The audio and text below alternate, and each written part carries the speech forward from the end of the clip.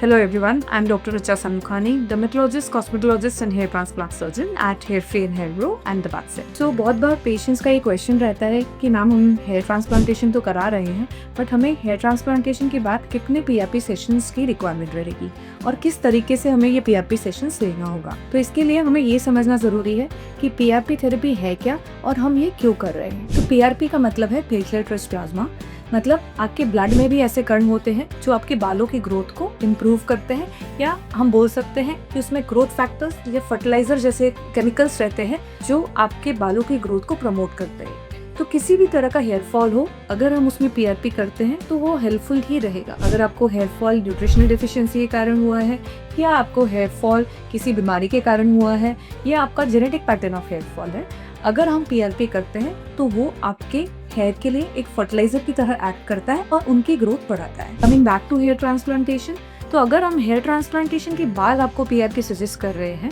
तो अगेन जब हमने ट्रांसप्लांट किया है तो आपको हमने हेयर रूट्स डोनर एरिया से निकाल के ट्रांसप्लांटेड एरिया मतलब रेसिपिएंट एरिया में लगाया है, और ये हेयर रूट्स स्टार्टिंग में नाइव होती हैं, इनको सपोर्ट की जरूरत होती है। तो इनिशियली ये सपोर्ट हम एडवाइस करते हैं कि आप पीआरपी सेशंस के थ्रू अलोंग विद मेडिकेशंस लें, और पीआरपी सेशंस आप once in a month at least 4 sessions लें, क्योंकि 4 सेशंस के बाद आपका ग्रोथ अच्छा हो जाएगा, आपके हेयर रूट्स आ जाएंगे जो आपको ट्रांसप्लांट किए गए हैं, और उसके बाद आपका PRP requirement for transplanted hair कम हो जाएगा और इनफैक्ट आप स्टॉप भी कर सकते हैं। बट अगर आपका ग्रेड 3, ग्रेड 4 या उसके अबव का ग्रेड का बॉल्डनेस है तो यूजुअली आपको क्राउन एरिया में या अदर पार्ट्स में हेयर की थिनिंग हो सकती है। तो अगर आपके हेयर थिन है तो आपको पीआरपी की रिक्वायरमेंट फिर मेंटेनेंस थेरेपी में भी पड़ेगी, जो आप आफ्टर 4 सेशंस ऑफ ट्रांसप्लांटेशन, जो आप ट्रांसप्लांटेशन के बाद 4 सेशंस ले गए हैं, उसके बाद आप मेंटेनेंस थेरेपी पे शिफ्ट हो सकते हैं, जिसमें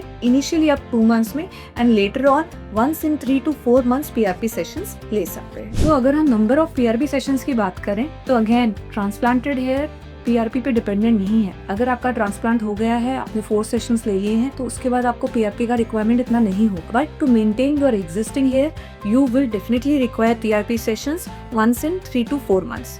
तो हम पेशेंट्स को ये एडवाइस करते हैं कि आप 4 सेशंस तो रेगुलरली लें, उसके बाद आप गैप इंक्रीज करके 3 to 4 मंथ्स में एक सेशन लें। अगेन ये डिपेंड करता है कि आपके बाकी हेयर मेडिसिन से और मिनॉक्सिडिल लोशन से कितना मेंटेन हो रहा है। अगर आपका ग्रेड लो है, जो ग्रेड 2 एंड ग्रेड 3 में है, तो यूजुअली सिर्फ मिनॉक्सिडिल लोशन लगा के भी आफ्टर 4 मंथ्स आपको रिजल्ट मिल जाता है और पीआरपी का इतना रिक्वायरमेंट नहीं होता है। तो ऐसे केसेस में हम सजेस्ट करते हैं कि जब भी आपको कोई भी रीजन, मतलब कभी आपको डैंड्रफ हो गया या कभी कुछ बीमारी के कारण हेयर फॉल हुआ, अगर ऐसा हो रहा है कि कभी भी हेयर फॉल इंक्रीज हो रहा है, तब आप पीआरपी सेशन ले सकते हैं। और आपके अगर मिनॉक्सिडिल और मेडिसिन से ही हेयर मेंटेन है तो पीआरपी सेशंस की रिक्वायरमेंट नहीं होगी। बट ऐसे केसेस जो हायर ग्रेड्स में है, जैसे ग्रेड 4 और ग्रेड 5, और जिसमें क्राउन या मेन स्कैल्प में थिनिंग है, तो अगर आपके बाल थिन है तो आपको पीआरपी लेते रहना चाहिए ताकि आपके हेयर का जो ग्रोथ है वो मेंटेन रहे। अगेन अगर हम हायर ग्रेड की बात करते हैं और हायर ग्रेड, जैसे आप ग्रेड 6 और ग्रेड 7 में है और आपने 2 या 3 सेशंस में हेयर ट्रांसप्लांटेशन कराया हुआ है, तो आपके most of the hair transplanted ही रहेंगे, जिसमें अगेन पीआरपी की रिक्वायरमेंट कब रहेगी। तो to conclude, it all depends कि आप किस ग्रेड ऑफ बॉल्डनेस में हैं, आपकी एक्सिस्टिंग हेयर का क्वालिटी कैसा है, उसके हिसाब से डिपेंड करेगा कि आपको पीआरपी के सेशंस की रिक्वायरमेंट कितनी होगी और आपको बाद में पीआरपी सेशंस लेना होगा कि नहीं। पीआरपी से रिलेटेड आपके कोई भी डाउट्स हो तो आप कमेंट सेक्शन में लेके पूछ सकते हैं, and you can also subscribe our channel. You can also follow us on Instagram and Facebook. Thank you.